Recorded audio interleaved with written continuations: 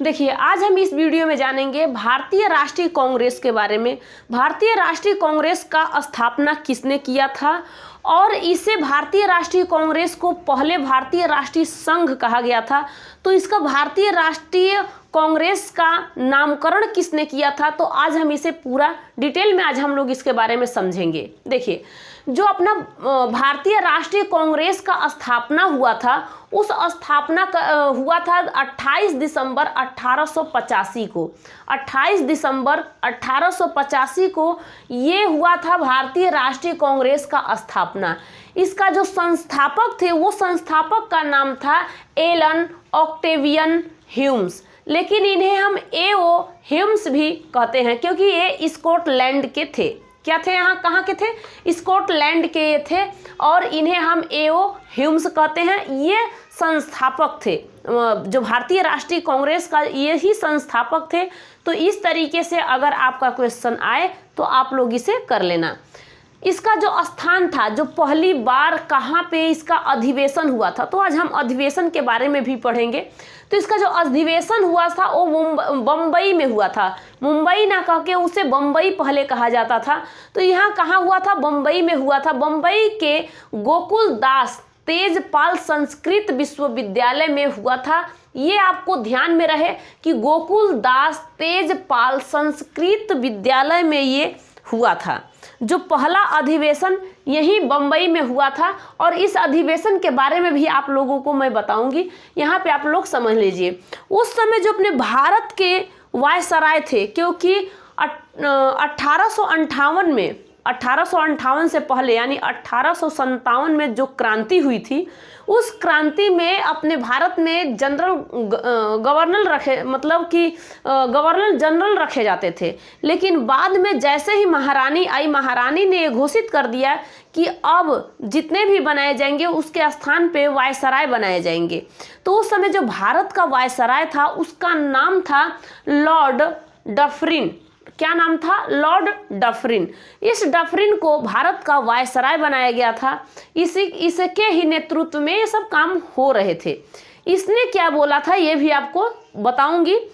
देखिए, फिरोज शाह मेहता ने इस जो अंग्रेज जो भारतीय कांग्रेस पार्टी का जो स्थापना हुआ था, यानी इसका नाम भारतीय राष्ट्रीय कांग्रेस का जो स्थापना हुआ था, पार्टी नहीं, यानी पार्टी भी कह सकते हो, लेकिन इसे हम कहेंगे कि राष्ट्रीय कांग्रेस का जो स्थापना हुआ था, इस कांग्रेस के स्थापना को उन्होंने कहा क्या था?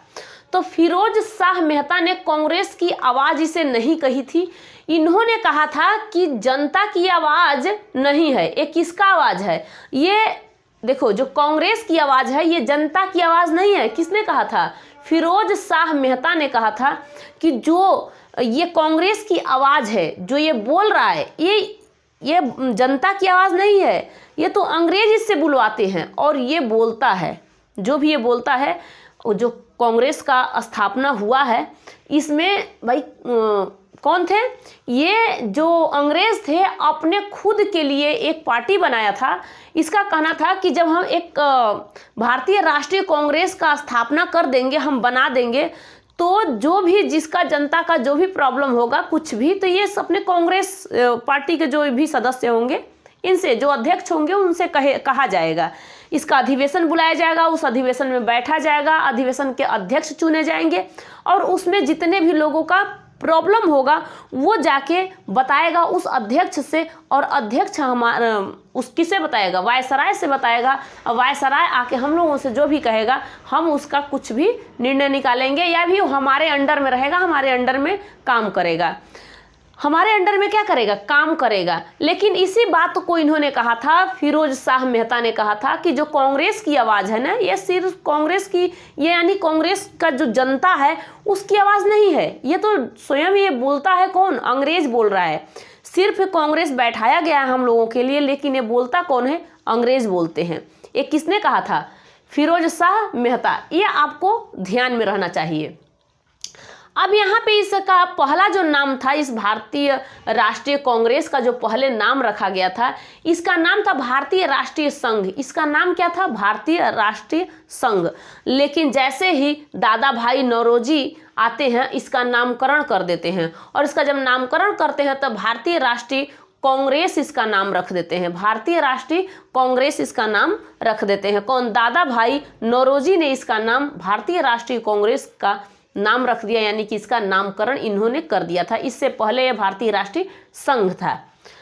इसके बाद अरबिंदो घोष ने कहा था कि ये जो भीख मांगने वाला समय है, जो ये बनाया गया है, जो ये कांग्रेस बनाया गया है, जो 1885 में कांग्रेस का स्थापना हुआ है, इस कांग्रेस का स्थापना हुआ था 88 से लेके ये सब, मतलब कि ये सब अंडर में किसके थे? जब तक से 1905 तक लगभग ये सब के सब अंग्रेजों के से जुड़े हुए थे। इसलिए इन समय को कहा गया था, इन दोनों समय को 1885 से लेके 1905 तक जो 20 साल का समय था, इस समय काल को ये जो अरबिंदो घोष ने कहा था कि ये भीख मांगने का समय है। कौन सा समय है? ये भीख मांगने का एक संस्था बनाया गया है, इसका स्थापना हुआ है कि भीख मांग लिया जाए किस तरीके से। अब भाई कौन देगा?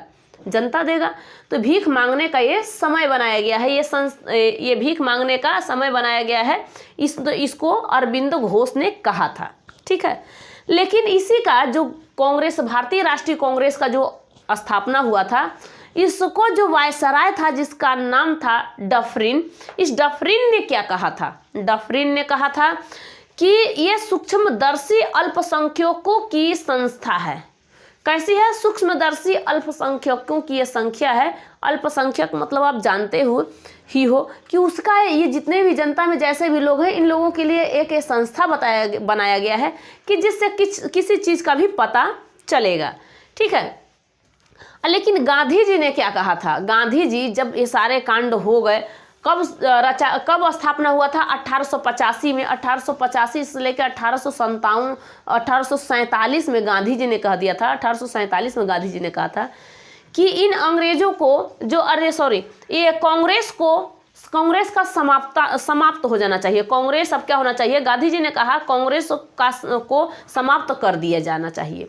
अब ये कांग्रेस नहीं रहना चाहिए, लेकिन कांग्रेस तब तक अंग्रेजों का मतलब अधीन काम करता जब तक गरम दल था। लेकिन जैसे ही नरम दल था, जैसे ही गरम दल आया, जैसे ही उसमें मुस्लिम लीग आए, तो यहाँ पे बहुत तेजी से बढ़ने लगे लोग, यानी कि कांग्रेस अपने चरम सीमा पे अब पहुँचने लगा। जब तक उसके हाथ में था, तो अगर ये चीज़ पता होता अंग्रेजों को कि हमारे ये कांग्रेस का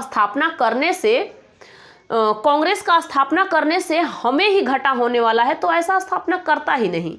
लेकिन इसमें 20 साल तक तो नरम दल वाले थे, और 20 साल यानी 1885 से लेके 1905 तक के नरम दल वाले थे, और सब कुछ सुनते थे। कुछ भी जाके अंग्रेजों से कहने का उनका काम था, कुछ भी वो कह देते थे। लेकिन जैसे ही इसमें गरम दल वाले घुसे, जैसे ही गरम दल वाले व्यक्ति घुसे, वैसे ही यहाँ पे एकदम तेजी से और बढ़ाव होने लगा, और दोनों गरम दल, नरम दल, मुस्लिम सब एक होने लगे। ठीक है, अब कब एक होंगे ये भी आपको बताऊंगी। देखिए, अब हम लोग जानते हैं कि स्वाधीनता दिवस कब मनाया गया था, मतलब कब हुआ था स्वाधीनता दिवस। तो स्वाधीनता दिवस के बारे में भी आपको बताऊंगी, और बंगाल विभाजन कैसे हुआ था, और बंगाल विभाजन में गरम दल कब आ गए थे। गरम दल आपको अभी बताई हूँ कि जो ये 20 साल का समय था वो क्या था? 20 साल का समय नरम दल के लोग थे। लेकिन 1905 में जैसे ही बंगाल का विभाजन होता है, बंगाल का विभाजन यानी बंगाल का बंटवारा हो जाता है, एक को पूर्वी पाकिस्तान और एक को पूर्वी बंगाल, पश्चिमी कह दिया जाता है, तो यहाँ पे विभाजन होने लगता है दोनों का। 1905 में इस गरम दल अपना तुरंत एकदम बारूद हो जाता है, और दोनों का बैठक अलग अलग कर दिया जाता है, क्योंकि गरम दल एक तरफ से बोलेगा, नरम दल वाले एक तरफ साइड में रहेंगे, और गरम दल वाले एक तरफ साइड में रहेंगे। ठीक है, और 1906 में मुस्लिम लीग का इसका भी स्थापना हो गया था। 1906 में मुस्लिम लीग का स्थापना हो गया था। कैसे हुआ था ये पहले आप लोग समझिए, किस तरीके से मुस्लिम लीग का स्थापना हो गया था। देखिए, जब अपना भारत में जो बंगाल है, इस बंगाल का जो विभाजन हुआ था, बंगाल आप लोग जानते हो, पश्चिमी बंगाल आज भी हम कहते हैं, तो इसे दो भागों में मुस्लिमों ने बांट दिया था। मुस्लिमों ने क्या किया था? इसे दो भागों में, अंग्रेजों ने इसे क्या किया था कि इसे दो भागों में बांट दिया था। एक को कहा था कि पश्चिमी बंगाल और एक को पूर्वी बंगाल कहा था। इसे पूर्वी बंगाल कहा था और इसे पश्चिमी बंगाल कहा था, पश्चिमी बंगाल कहा था। ठीक है, तो इधर जो पूर्वी बंगाल में बहुत लोगों को, मतलब मुस्लिम लोगों को रखा जाता था। किसको? मुस्लिम को। मुस्लिम लोग थे इस पूर्वी बंगाल में, ज़्यादातर मुस्लिम थे। और जो यहाँ पश्चिम बंगाल है इसमें ज़्यादातर हिंदू रहते थे, हिंदू। अब ये सोचता क्या था, इसका एक ही नज़रिया था कि हम लोग क्या करेंगे कि 1905 में इस बंगाल का विभाजन कर देंगे, यानी हम इस बंगाल का बंटवारा कर देंगे और इसे पूर्वी और पश्चिमी दो चीज़ में बांट देंगे। एक तरफ मुस्लिम को कर देंगे, एक तरफ हिंदू को कर देंगे। इधर से कुछ घुसपैठ करके मुस्लिम से हिंदू से दोनों में आपस में बहुत तेजी से हम लड़वाएंगे। लेकिन इसके अंग्रेजों का जो नज़रिया, जो उनका सोच था, इसको भारतीयों ने, इसको बंगाल के लोगों ने पकड़ लिया कि ये चाहता क्या है। ये चाहता है इसी तरीके से कि हम हिंदू और मुस्लिम दोनों भाई आपस में लड़े। तो ये जो विभाजन किया है, इसने बंटवारा किया है, इसमें ये अच्छा काम किया नहीं है। 1905 में ये काम हुआ था। तब उसी में से बंगाल के लोगों ने कहा कि ना, हमें क्या चाहिए, हमें आपसे ये नहीं उम्मीद था कि आप ये करोगे, लेकिन आपने ऐसा काम कर दिया तो हम लोग आपके साथ अब नहीं देंगे। हम बंग और भंग का चाहते हैं कि हमारा जो ये बंगाल में आपने भंग कर रखा है, इसने क्या किया कि जो बंगाल में आप लोगों ने भंग कर रखा है, इसे आप हटाइए और हम लोग एक हैं, हम लोग अलग नहीं हैं, हम एक हैं। अब इसमें जो अंग्रेज थे, अंग्रेज परेशान हो गए। अंग्रेज सोचे कि ये तो हमारा जो चाल हम चले थे, हमारी बाजी जो है उल्टा पलट गई। किस तरीके से हो गई? हमारी बाजी उल्टा हो गई। अब इसके लिए इसने क्या किया कि इसने कहा कोई बात नहीं, अब तुम लोग समझौता करो। तो इसी में देखो, जो कांग्रेस अधिवेशन बुलाया गया था, कांग्रेस का अधिवेशन अब होगा। इस कांग्रेस अधिवेशन में आपको सब कुछ पता चलेगा कि क्या था, ये स्वाधीनता दिवस क्या था, उसमें पंडित जवाहरलाल नेहरू ने क्या कहा था, किस अधिवेशन में उन्होंने ये बात को बोला था। तो आप लोगों को जो ये भारतीय राष्ट्रीय कांग्रेस के बारे में पता चल रहा है, ध्यान में आपको रखना चाहिए। अब आगे वाला जो चीज़ पढ़ोगे, आप लोगों को उसमें ये समझ में आना चाहिए कि जितने भी अधिवेशन हुए हैं, अधिवेशन का मतलब क्या है। मान लीजिए कि एक जगह लोग को बुला के बैठाना, उसमें इस चीज़ को पारित करना, इस चीज़ को कहना, जहाँ जहाँ गलती हो रहा है उसे लोग अपना अपना बात को बोलेंगे, यही होता है। ठीक है, तो ये अधिवेशन होना स्टार्ट हो गया। तो भारतीय राष्ट्रीय कांग्रेस का जो अधिवेशन पहला था वो कहाँ था? बम्बई में था। बम्बई में किस जगह पर था? गोकुल दास तेजपाल संस्कृत विद्यालय में था। इसके अध्यक्ष कौन थे? तो अब हम लोग सिर्फ अधिवेशन के बारे में पढ़ेंगे और इसी के साथ हमें ये चीज़ समझ में आ जाएगा। ठीक है, जो बहुत ज़्यादा इम्पोर्टेंट है वो आपको बताऊंगी। जो पहला अधिवेशन हुआ था 1885 में, जिस समय स्थापना हुआ था, क्या चीज़ का स्थापना हुआ था? भारतीय राष्ट्रीय कांग्रेस का जब स्थापना हुआ था 1885 में, वो कहाँ हुआ था? बम्बई में। बम्बई में हुआ था। इसके बाद में वहाँ के जो अध्यक्ष चुने गए थे उनका नाम था योमेश चंद्र बनर्जी। योमेश चंद्र बनर्जी ने ये उस समय के अध्यक्ष थे और वो किस जाति के थे? वो हिंदू जाति के थे। और इसमें प्रतिनिधित्व कितने रखे गए थे? मात्र 72 रखे गए थे। पहला जो अधिवेशन बम्बई में हुआ था उसमें सिर्फ 72 लोगों को रखा गया था। प्रतिनिधित्व कितने थे? 72 थे। और उसी समय ये अधिवेशन स्थापना हुआ और इसका पहला अधिवेशन यही है। तो पहला अधिवेशन पूछेगा तो उसके अध्यक्ष के बारे में आप लोग को याद करना होगा कि इनका नाम क्या था? योमेश चंद्र बनर्जी। योमेश चंद्र बनर्जी इसके पहले अध्यक्ष थे। दूसरे में देखते हैं। दूसरे में हम देखते हैं कि 1886 में दूसरा जो अधिवेशन हुआ था, इसके एक साल के बाद दूसरा अधिवेशन हुआ, वो कलकत्ता में हुआ था। अब बताइए, आपको पता है कि जब अंग्रेज आए थे तो अंग्रेज ने अपनी ये भारत की राजधानी कलकत्ता बना दिया था। तो ज़्यादातर जब वो केंद्र बन गया तो ज़्यादातर वहीं पे लोग रहेंगे। आज जितने भी अधिवेशन होगा उसी कलकत्ता में ही होगा। कोलकाता नहीं करेंगे, कलकत्ता करो, कि कलकत्ता कहा जाता था, बम्बई कहा जाता था, इसका नाम अलग अलग चेंज होने लगा था, अब कोलकाता ये हो।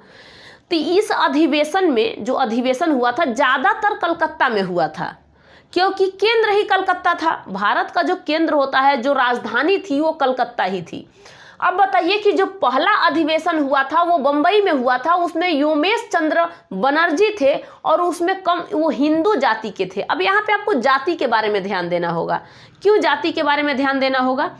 क्योंकि अंग्रेजों ने इसमें ऐसे ऐसे जातियों को रख दिया था कि हिंदू हो, पारसी हो, मुस्लिम हो। ये जो जातियां हैं इनमें जातियां ईसाई, मुस्लिम, पारसी, ये जातियां इनमें होनी चाहिए। आपस में ये सब या तो टकरा जाएं या तो फिर आपस में बस जाएं।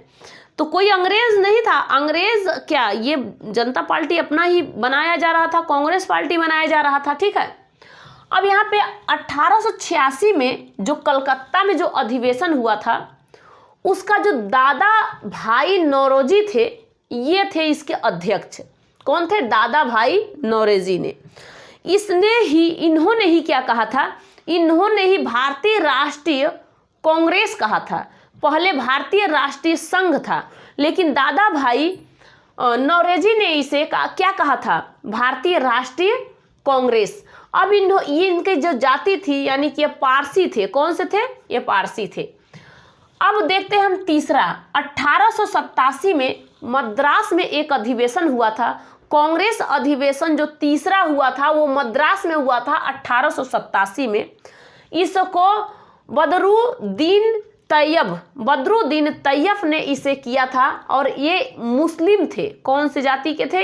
ये मुस्लिम जाति के थे। अब आ जाता है 1888 में। 1888 में जो कांग्रेस अधिवेशन हुआ था, उस अधिवेशन हुआ था इलाहाबाद में। कहाँ पे हुआ था? इलाहाबाद में। उसका जो अध्यक्ष था, अध्यक्ष का नाम जॉर्ज यूल था। क्या नाम था उसका? जॉर्ज यूल था। और यहाँ ये कौन सा धर्म के थे? ईसाई धर्म के थे। तो इसमें जाति, धर्म, मतलब हर एक चीज़ यहाँ पे अवेलेबल था कि यहाँ पे डाल दिया जाए कि कोई हिंदू, मुस्लिम, सिख, ईसाई न करे। इस तरीके से यहाँ पे इसे बना दिया गया। ठीक है। अब हम देखिए, अब हम नंबर वाइज नहीं पढ़ेंगे। अब हम ये पढ़ेंगे कि इसके बाद जितने भी अधिवेशन हुए जिसमें कुछ इंपॉर्टेंट हमें कुछ ऐसा लगे कि हमारे क्वेश्चन पेपर में ये चीज़ आने वाला है, आ सकता है। पूरा आप लोग सोचोगे कि ना हम बहुत सारे पढ़ लें, तो इसमें आप लोग को पढ़ने से ज़रूरत नहीं है। आपको ज़्यादातर ज़रूरत है कि आपको क्या चीज़ अब आपके लिए ज़रूरी है। जैसे पूछा जाए कि वंदे मातरम कब गाया था, उस समय कांग्रेस का अध्यक्ष कौन था? ठीक है। जनगण मन अधिनायक जो आप लोग कहते हो गाया गया था, वो कब गाया गया था? उस समय भारतीय जनता पार्टी के कांग्रेस के अध्यक्ष कौन थे? ठीक है। अब यहाँ पूछेगा कि कांग्रेस में जो भारतीय राष्ट्रीय महिला कौन थी, भारतीय राष्ट्रीय महिला अध्यक्ष कौन बनी थी। फिर पूछेगा कि पहली महिला कांग्रेस में कौन बनी थी अध्यक्ष, ये भी पूछ सकता है। तीन ही के बारे में आप लोगों को ज़्यादातर ध्यान देना है। और अदर कुछ लोग ज़्यादातर बता दिया जाता है कि ये 1 में हुआ, 2 में हुआ, 3, 4, 5, 6, इसमें कुछ मज़ेदार बात ही नहीं है। ये 4 आप लोग के लिए ज़रूरी था क्योंकि इनके हमको धर्म के बारे में बताना था, इसलिए इनके बारे में बताई कि इनके सिर्फ धर्म के बारे में आप लोग याद करना। पहला तो सबसे ज़्यादा ज़रूरी था जो 1885 में बम्बई में जो हुआ था, जिसमें इसमें योमेश चंद्र बनर्जी थे और ये जाति हिंदू था। इनके समय अध्यक्षता जब कर रहे थे तो इनके समय में सिर्फ 72 लोग वहाँ पे बैठे हुए थे, यानी प्रतिनिधित्व कर रहे थे 72 ही लोग, इससे ऊपर नहीं थे। धीरे धीरे लोग ये बढ़ते गए, क्योंकि पहली बार कोई भी काम करो ना तो बहुत कम उसमें आपको प्रॉफिट कुछ भी हो या फिर लॉस ही जाए, इसमें कहा नहीं जा सकता। अब हम देखते हैं 1896 में। 1896 में कलकत्ता में एक अधिवेशन हुआ था, जो कांग्रेस अधिवेशन हुआ था, उसका अध्यक्षता कर रहे थे रहीमतुल्ला। इसकी अध्यक्षता कर रहे थे। इनके अध्यक्षता में, यानी ये अध्यक्ष थे वहाँ के, और इनके अध्यक्षता में वंदे मातरम गाया गया था। तो आपसे क्वेश्चन पूछेगा कोई, वंदे मातरम पहली बार कहाँ गाया गया था? कोलकाता में। कब गाया गया था? तो 1896 में कब गाया गया था? 1896। वंदे मातरम कहाँ गाया गया था? तो कलकत्ता में, कलकत्ता में ना। इसके बाद पूछेगा आपसे कि कब गाया गया था, तब आप बता देना कब गाया गया था। तो 1896 में गाया गया था। और कांग्रेस का अध्यक्ष कौन थे, अध्यक्षता कौन कर रहे थे उस समय? उस समय रहीमतुल्लाह थे। इनके समय वंदे मातरम गाया गया था। ठीक है, कांग्रेस के अध्यक्ष थे और उसी समय गाया गया था। अब हम लोग देखिए मेन चीज हम लोग समझते हैं सिर्फ। देखो 1905 में वाराणसी में जो कांग्रेस अधिवेशन हुआ था, 1905 में वाराणसी में कांग्रेस अधिवेशन हुआ था, उसमें अध्यक्ष थे गोपाल कृष्ण गोखले। क्या नाम था उनका? गोपाल कृष्ण गोखले। ये गांधी जी के गुरु हैं। आपको बहुत बार जब गांधी जी के बारे में बता रही थी तभी आपको मैं बता रही थी कि गोपाल कृष्ण गोखले ने ही कहा था गांधी जी से कि आप ऐसी ऐसी बुक्स पढ़ो जिससे आपको समझना चाहिए कि कब हमें भूख हड़ताल करना चाहिए और किस समय हमें आंदोलन करना चाहिए। गांधी जी एक वकील थे और इसी तरीके से अच्छे बुक्स को पढ़े जिनमें उन्होंने आंदोलन के बारे में और भूख हड़ताल के बारे में पढ़ा था। और वो कौन सी किताब थी वो आप लोग जाके वीडियो देखोगे तब आपको पता चलेगा, नहीं तो फिर मैं आपको एक दूसरे वीडियो में ढंग से उसके बारे में बताऊंगी। तो 1905 में इस समय बंगाल का विभाजन हुआ था। बंगाल का विभाजन इसी समय हुआ था और इस बंगाल के विभाजन में ये जो कांग्रेस, राष्ट्रीय कांग्रेस का जो अध्यक्ष थे गोपाल कृष्ण गोखले थे, इन्होंने बंग भंग आंदोलन पर समर्थन किया था। क्या किया था इन्होंने? समर्थन किया था। इन्होंने क्या कहा था कि ये जो बंग भंग आंदोलन चलाया जा रहा है, बंगाल का जो अधिवेशन हो रहा है यानी कि बंटवारा हो रहा है बंगाल का, इसमें जो बंगाल के लोगों ने बंग भंग आंदोलन किए हैं वो तो सही बात है, इसे भंग किया जाए, इसे हटाया जाए, क्योंकि हम बंगाल का विभाजन नहीं होना चाहिए, बंगाल का विभाजन नहीं होना चाहिए, इसे हटाया जाए। क्यों? बंग को भंग करो, हमारे जो बंगाल है बंगाल में आप लोग भंग न डालो, यही अधिवेशन यहाँ पे बताया हुआ था। ठीक है, यहीं पे अब हर जगह देखिए अपने कोई स्वराज का मांग करता है कुछ भी, तो ये सब जरूरी है आप लोग। देखिए 1906 में कलकत्ता में जो नौरोजी थे, नौरोजी जो यहाँ पे दादा भाई नौरोजी थे, ये नौरोजी ने ही फिर कलकत्ता में दूसरी बार फिर ये अध्यक्ष बन जाते हैं। और कब? 1906 में, जिस समय मुस्लिम लीग बनाया गया था। इसी समय मुस्लिम लीग भी का बंटवारा हुआ था, क्योंकि आपको यहाँ पे बताई हूँ मुस्लिम लीग यहीं पे कि ये समय जो पूर्वी एरिया में था ये मुस्लिम था और पश्चिम में जो था हिंदू था। तो यहाँ पे मुस्लिम लीग भी एक तैयार हो गया, एक गरम दल भी तैयार हो जाता है और एक नरम दल भी तैयार हो जाता है। देखिए 1885 से लेके और ये 1905 तक सबके सब नरम दल वाले थे, लेकिन इसके बाद अब गरम दल वाले तैयार होते हैं। क्योंकि देखिए 1906 में बंगाल में अब मुस्लिम लीग का भी एक स्थापना होता है, क्योंकि मुस्लिम लीग में भी ये राष्ट्रीय कांग्रेस रहेंगे, यहाँ के वहाँ के सब अलग अलग अपना अपना, कितने बैठा जाएगा कि नहीं तुम अपने तरफ से बोलो इतने लोग तुम्हारे मुस्लिम लीग में जाएं, इतने लोग चले जाएं उसमें गरम दल वाले में, इतने लोग चले जाएं नरम दल वाले में, जो गरम था गरम दल में, नरम था नरम दल में, जो मुस्लिम था मुस्लिम में। तो इस तरीके से नहीं किया जाए, क्योंकि फिर इसके बाद यहाँ पे बंद हो जाता है, कहा जाता है कि अब ना ये सब काम सही नहीं है। ठीक है, अब यहाँ पे 1907 में सूरत में एक कांग्रेस अधिवेशन हुआ था, और जो कांग्रेस का अधिवेशन हुआ था 1907 में सूरत में हुआ था। इस समय रास बिहारी घोष थे। कौन थे? ये रास बिहारी इस समय घोष थे। इन्होंने नरम दल गरम दल का स्थापना किया था। क्या किया था? नरम दल और गरम दल का स्थापना, यानी कि एक तरफ से नरम दल और एक तरफ से गरम दल। अब देखिए आपने यहाँ पे देखा था 1885 से लेके 5 तक ये सिर्फ नरम दल वाले थे, लेकिन इसके बाद जैसे ही मुस्लिम वाले भी आ जाते हैं, मुस्लिम लीग वाले भी आ जाते हैं, उसके बाद 1907 में ये गरम दल भी तैयार हो जाते हैं। तो दोनों एक तरफ हो जाते हैं नरम दल, मान लीजिए कि एक तरफ हो जाते हैं नरम दल और एक तरफ हो जाते हैं गरम दल। गरम दल, ये दो तरीके से इसका विभाजन कर दिया जाता है, स्थापना कर दिया कि भाई तुम एक तरफ हो जाओ और तुम एक तरफ हो जाओ। ऐसी में एक तरफ था मुस्लिम लीग वाले, तो यहाँ पे अब बहुत तेजी से अतः इसका स्थापना कर दिया गया। तो इसका स्थापना कब हुआ था, किस अधिवेशन के तहत, अंग्रेजों के किस अधिवेशन के तहत, कांग्रेस अधिवेशन में कौन सा वो सन था, तो 1907 में सूरत में जब अधिवेशन हो रहा था, लोग इकट्ठा बैठे हुए थे, तो उसी में नरम दल और गरम दल का स्थापना हुआ था। आया समझ में आपको। अब यहाँ पे देखते हैं कि 1911 में कलकत्ता में कांग्रेस अधिवेशन हुआ था। 1911 में कलकत्ता में कांग्रेस अधिवेशन हुआ था। उसके अध्यक्ष थे विशन नारायण धर।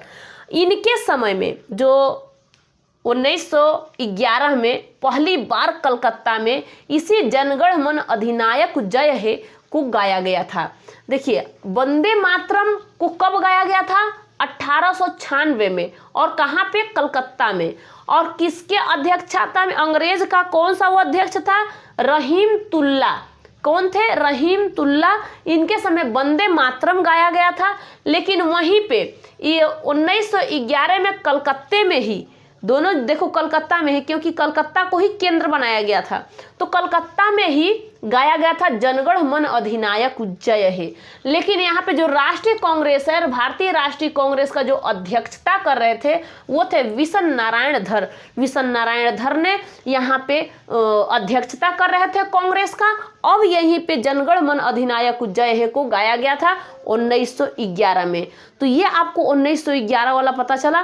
तो अब देखिए, इस तरीके से क्वेश्चन भी आपसे पूछा जाता है।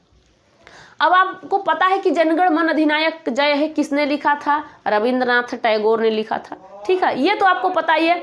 लेकिन इसे गाया कहाँ गया था, कलकत्ता में। पहली बार कहाँ गाया गया था, कलकत्ता में। कब गाया गया था, 1911 में। इसकी अध्यक्षता कौन कर रहे थे, तो विशन नारायण धर ने इसकी अध्यक्षता कर रहे थे। और ये क्या थे, ये कांग्रेस के अध्यक्ष थे, कांग्रेस के अध्यक्ष।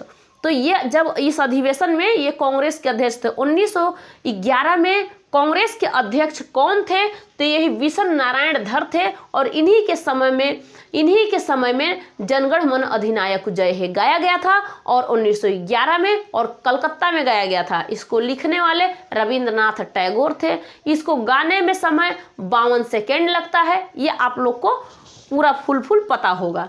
इसके बाद में हम चलते हैं 1916 में। 1916 में कांग्रेस अधिवेशन हुआ था, वो लखनऊ में हुआ था। कहाँ पे, लखनऊ में हुआ था। यहाँ पे जो हुआ था अधिवेशन, देखिए मेन चीज सिर्फ बता रही हूँ, और तो सारे के सारे हैं, लेकिन बहुत जरूरी ये चीज है। ये समय अंबिका थी, अंबिका चरण मजुमदार थे। कौन थे, अंबिका चरण मजुमदार थे। ये अध्यक्षता कर रहे थे। कब कर रहे थे,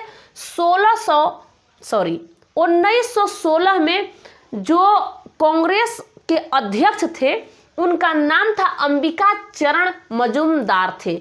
ये अध्यक्षता कर रहे थे। इनके समय में जो गरम दल था और मुस्लिम गरम दल, नरम दल में, इनमें सब में समझौता हो गया। इन्होंने क्या किया कि ये तो भैया, ये तो सिर्फ अध्यक्ष थे और ये सब के सब कहे कि हम अब नहीं रहेंगे आप लोग के साथ, हम सभी लोग एक हो जाते हैं। अब इसमें जो गरम दल था, इधर से ये गरम दल वाले, ये नरम दल वाले, गरम दल, नरम दल और इधर से मुस्लिम, सबके सब भाई भाई हो जाते हैं, हाथ मिला लेते हैं और तीनों के तीनों आपस में मिल जाते हैं। तो यही गरम दल और नरम दल जो था, इसमें समझौता हो जाता है। 1916 में जो लखनऊ में अधिवेशन होता है, कांग्रेस अधिवेशन 1916 में जो होता है, इसी में गरम दल नरम दल का समझौता हो जाता है।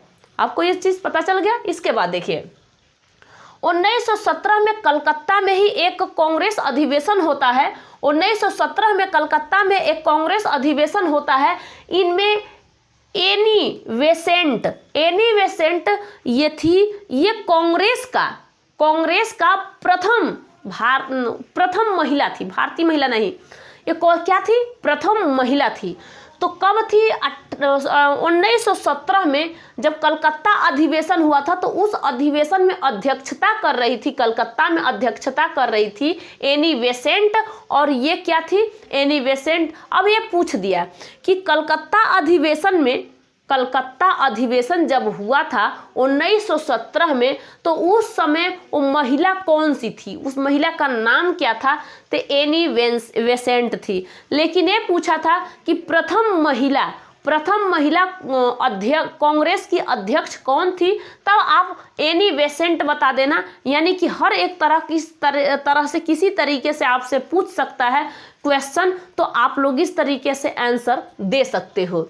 इसके बाद में हम लोग देखते हैं कि 1920 में जो नागपुर में क्या हुआ था? कांग्रेस अधिवेशन हुआ था। कहाँ पे? 1920 में जो नागपुर में क्या हुआ था? कांग्रेस अधिवेशन हुआ था। उसकी अध्यक्षता वीर राघवाचारी कर रहे थे। क्या नाम था? वीर राघवाचारी कर रहे थे। कौन थे? वीर राघवाचारी कर रहे थे। 1924 में जो था ये 1920 में जो हुआ था नागपुर में हुआ था, इसकी अध्यक्षता वीर राघवाचारी कर रहे थे। ये असहयोग आंदोलन का प्रस्ताव पारित किए थे। इस समय असहयोग आंदोलन चल रहा था। 1920 में गांधी जी ने असहयोग आंदोलन चलाया था। इन्होंने क्या कहा था? इन्होंने कहा था कि कोई भी अंग्रेजों का कोई भी सहायता नहीं करेगा, ना तो उसका बाल काटेगा, ना तो उसका कपड़ा सिलेगा, ना तो उसका दिया हुआ कोई चीज लेगा पहनेगा, ना तो उसका कोई सहायता अंग्रेज का कोई नहीं करेगा, भारतीयों को नहीं करना है। तो इन्होंने ये अपना एक अधिवेशन चलाया था। और उस समय अंग्रेज ही तो इसका स्थापना किए थे। कांग्रेस का स्थापना तो अंग्रेज ही किए थे। इसी में अंग्रेजों को पता चला कि ये गांधी जी ने तो अपना एक प्रस्ताव पारित करने के लिए पहुंच चुके हैं कांग्रेस अधिवेशन में। क्योंकि कांग्रेस अधिवेशन बुलाया गया था। कब बुलाया गया था? 1920 में नागपुर में जब कांग्रेस अधिवेशन बुलाया गया था, तो उसमें वीर राघवाचारी अध्यक्षता कर रहे थे। तो उस समय असहयोग आंदोलन का प्रस्ताव पारित कर दिया गया था इनका। कोई बात नहीं, जाओ आंदोलन करो, देखते हैं कि इससे कुछ सफलता मिलती है। क्या सफलता मिलती है? बहुत सारे कुछ यहाँ पे उनके बारे में, गांधी जी के बारे में भी बताऊंगी। तो गांधी जी ने 1920 में असहयोग आंदोलन भी चलाए थे। तो ये आप लोगों को समझ में आया होगा। अब यहाँ पे 1920 में एक बेलगांव में महात्मा गांधी जी अध्यक्षता कर रहे थे। तो देखिए, अगर महात्मा गांधी के बारे में पूछेगा तो महात्मा गांधी का फर्स्ट और लास्ट यही है। 1924 के बेलगांव में सिर्फ उन्होंने कांग्रेस का अध्यक्ष बने थे, मात्र एक बार। कितने बार? एक बार। 1924 में सिर्फ एक बार महात्मा गांधी जी ने कांग्रेस का अध्यक्ष बने थे। इसके बाद उन्होंने अंग्रेज का अध्यक्ष बनने का कोई नाम ही निशानी नहीं लिए।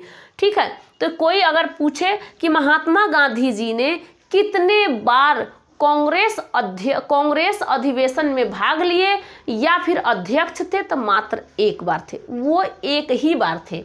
ठीक है। 1925 में अब कांग्रेस अधिवेशन होता है, उसमें कानपुर में। ये कौन सा अधिवेशन कहाँ होता है? कानपुर में होता है। 1925 में कानपुर में कांग्रेस अधिवेशन होता है। उसमें जो अध्यक्ष थी सरोजनी नायडू थी। तो आपसे अब क्वेश्चन पूछेगा कि कांग्रेस की अध्यक्षता करती हुई, मतलब करने वाली वो प्रथम महिला कौन थी? तो आप लोग किसके बारे में? प्रथम महिला के बारे में तो एनी बेसेंट के बारे में बताना। लेकिन अगर पूछेगा कि भारतीय कांग्रेस महिला कौन थी, तब आप लोग बताना किसको? सरोजनी नायडू को। क्योंकि भारतीय महिला कांग्रेस थी, ये अध्यक्षता कर रही थी। कब? कानपुर में। जिस समय 1925 में जो अधिवेशन लाया गया था, इस अधिवेशन में ये अध्यक्षता कर रही थी सरोजनी नायडू। अब 1929 वाला देखते हैं। 1929 में लाहौर में अधिवेशन हुआ था। इस अधिवेशन के जो अध्यक्ष थे पंडित जवाहरलाल नेहरू थे। इस पंडित जवाहरलाल नेहरू ने पूर्व स्वराज की मांग किया था। इन्होंने कहा था कि हमें पूर्व स्वराज हमारा चाहिए। इसी को हम लोग कहते हैं स्वाधीनता दिवस। इसी को हम लोग क्या कहते हैं, स्वाधीनता दिवस। किसको कहेंगे? जब इन्होंने पूर्ण स्वराज की मांग किया कि हम अंग्रेजों के अधीन न रहेंगे, हम अपना स्वयं का एक, देखिए वो तो एक बार और मांग आपको संविधान में जब पढ़ा रही थी तभी मैं आपको बताई कि दिसंबर में इन्होंने कहा था कि हम अपना स्वयं का एक संविधान बनाएंगे। इन्होंने लाहौर के रावी नदी के तट पे खड़े होकर चिल्लाया था और इन्होंने कहा क्या था कि देखिए इसका अध्यक्षता कौन कर रहा था? कांग्रेस का अध्यक्षता तो पंडित जवाहरलाल नेहरू ही कर रहे थे 1929 में। तो इन्होंने कहा था कि हम जो लाहौर में अध्यक्षता कर रहे हैं अंग्रेजों के, तो हम अपना कह रहे हैं कि देख भाई, जितने भी जनता बैठी हुई यहाँ पे, मैं उनसे ये कहना चाहता हूँ कि जब अगला रविवार, यानी कब कि 1930 में, यानी कि जो अगला रविवार आएगा उसी दिन हम अपने आप को स्वतंत्र घोषित करेंगे, उसी दिन से हम स्वाधीनता दिवस मनाएंगे। तो जब अगला संडे आ रहा था, मतलब लास्ट वाला संडे जो आ रहा था, उस दिन हो रहा था 26 जनवरी। तो उसी 26 जनवरी को हम लोग स्वतंत्रता दिवस पहले से ही मनाते हैं। उसी दिन झंडा फहरा दिया गया था, स्वाधीनता दिवस तभी मना लिए थे हम 26 जनवरी 1930 में, क्योंकि उनको अध्यक्ष बनाया गया था। यहाँ पे अध्यक्ष कब बनाया गया था? इनको 1929 में इनको लाहौर में, पंडित जवाहरलाल नेहरू को लाहौर में इनको अध्यक्ष बना दिया गया था। इन्होंने उसी समय पूर्ण स्वराज की मांग की और वो महीना था दिसंबर महीने में यहाँ पे एक अधिवेशन हो रहा था जो 1929 में हो रहा था। ये कांग्रेस अधिवेशन लाहौर में हो रहा था। इस समय के अध्यक्ष पंडित जवाहरलाल नेहरू थे और इन्होंने पूर्ण स्वराज की मांग किया था, लेकिन इस मांग को अगर कोई पूरा न करे तो इन्होंने कहा था कि देखिए हम तो अध्यक्ष यहाँ के हैं और मैं ये घोषित करता हूँ, मैं ये कहता हूँ कि जो मतलब अगला महीना आएगा जनवरी का, उस जनवरी के अंतिम रविवार को, मतलब पूरे खत्म हो जाएगा जब महीना, तो उसके अंतिम रविवार आता है। तो एक होता है ना कि चौथा रविवार आ जाए, चाहे चौथा वो सैटरडे आ जाए, तो उस दिन को हम अपना स्वाधीनता दिवस मनाएंगे। तो उनको ये नहीं पता था कि 26 जनवरी उस दिन पड़ेगा। बाई चांस जब उस दिन आया तो पता चला कि ये 26 जनवरी है। इसीलिए उन्होंने स्वाधीनता दिवस 26 जनवरी 1930 को मनाना स्टार्ट कर दिए थे। तभी से झंडा फहरा दिया गया था। तो ये हमारा जो हम लोग आज़ादी का पहले से ही झंडा फहराते आ रहे हैं, यही हमारा 1930 का है जो हम झंडा फहराते आ रहे हैं। क्योंकि आपको पता होगा कि हमारा संविधान जो था लिख के हमारा तैयार हो गया था कब? 26 नवंबर 1949 को ही हमारा संविधान लिख के तैयार हो गया था। लेकिन फिर भी इसे 2 महीना रोका गया। क्यों रोका गया? क्योंकि पता था हमें कि हम एक स्वाधीनता दिवस मनाते हैं, मतलब हम अपने को पूर्व स्वराज घोषित कर चुके हैं, यानी कि हम स्वतंत्र हो चुके हैं, तब हम लोग स्वाधीनता दिवस मनाते हैं। और ये स्वाधीनता दिवस हमारा छूट जाएगा क्योंकि हम लोगों ने पहले ही रावी नदी के तट पर पंडित जवाहरलाल नेहरू ने झंडा फहरा दिया था। लाहौर के रावी नदी पर पंडित जवाहरलाल नेहरू ने एक झंडा फहरा दिया था। उन्होंने कहा था कि हम स्वाधीनता दिवस मनाएंगे। तो कब मनाएंगे? 26 जनवरी 1930 को। अब इस दिन को हम छोड़ेंगे नहीं। इसीलिए जो हमारा संविधान लागू हुआ, तो हमारा संविधान 26 जनवरी 1950 को लागू हुआ, ना कि हमारा 49 को लागू हुआ। क्योंकि लिख के तो तैयार हो गया था 26 नवंबर 1949 को, लेकिन उसे लागू कर दिया गया था 26 जनवरी 1950 को। क्योंकि अपने जिस दिन हम स्वाधीनता दिवस मनाते हैं उसी के दिन हम लोग उसी साल, मतलब साल तो अलग अलग चेंज होता है, उसी दिन यानी कि जो तारीख डेट था उसी तारीख डेट पे हम लोग स्वाधीनता दिवस के जगह पे हम लोग मना लेते हैं अपना संविधान। हमारा क्या है, संविधान हमारा उस दिन लागू हो गया था। हम लोग कॉन्स्टिट्यूशन उस दिन मनाते हैं। ठीक है। यहाँ पे अब इसके बाद आप लोगों ने ये जो लाहौर वाले अधिवेशन देखा था, ये आप लोग के लिए इम्पोर्टेंट होगा क्योंकि पूछा जा सकता है जो लाहौर में अधिवेशन हुआ था, उस अधिवेशन में पंडित जवाहरलाल नेहरू ने क्या चीज़ का मांग किया था? पूर्व स्वराज का मांग उन्होंने किया था। ठीक है। अब हम लोग देख लेते हैं जो लास्ट वाला होता है, लास्ट वाला 1947 में एक अधिवेशन हुआ था। देखिए अभी इसके बीच में बहुत सारे आएंगे, लेकिन इनसे हमें पढ़ने की उतनी ज़रूरत नहीं है क्योंकि जो हमारे लिए ज़रूरत है उसी चीज़ को मैं आप लोग को पढ़ा रही हूँ। 1947 में मेरठ में एक अधिवेशन हुआ था, मेरठ में कांग्रेस अधिवेशन हुआ था। उसमें जेबी कृपलानी थे। कौन थे? जेबी कृपलानी थे इसकी अध्यक्षता करते हुए। कांग्रेस की अध्यक्षता जेबी कृपलानी ने किया था। यह अध्यक्षता हुई थी मेरठ में, और मतलब अधिवेशन हुआ था मेरठ में। और 1947 में यह कब हुआ था? जब अपना भारत स्वतंत्र हो गया था। आपको पता है कि 15 अगस्त 1947 को अपना भारत पूरी तरीके से आज़ाद हो गया था, यानी कि पाकिस्तान भी हमसे अलग हो गया था और हम अपने हिंदुस्तान में अपने संविधान लिखना स्टार्ट ही 1946 से ही संविधान लिखना स्टार्ट ही कर दिए थे। तो हम लोगों ने अपना संविधान के साथ चलना स्टार्ट कर दिए थे। तो यहाँ पे आप लोगों को इतने सारे जो क्या मिला है? अधिवेशन मिला है। क्या मिला है?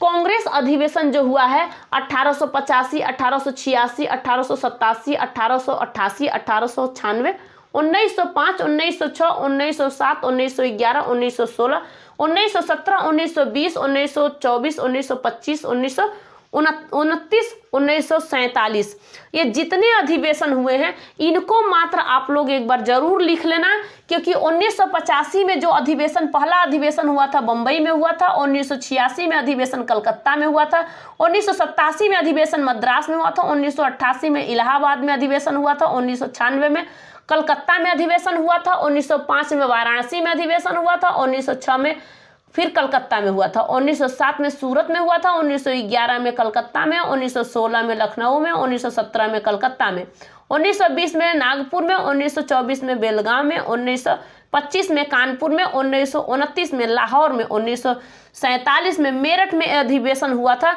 और मेरठ में जो अधिवेशन हुआ था 1947 में, मेरठ के अधिवेशन में कौन थे? जेबी कृपलानी थे यहाँ के। अब पंडित जवाहरलाल नेहरू जो कांग्रेस का अध्यक्ष बने हुए थे, तो कांग्रेस का अध्यक्ष कब बने थे? 1939 में बने हुए थे। ये आप लोग के लिए बहुत जरूरी था, ये बहुत इंपॉर्टेंट था, इसलिए कांग्रेस अधिवेशन के बारे में बताई हूँ।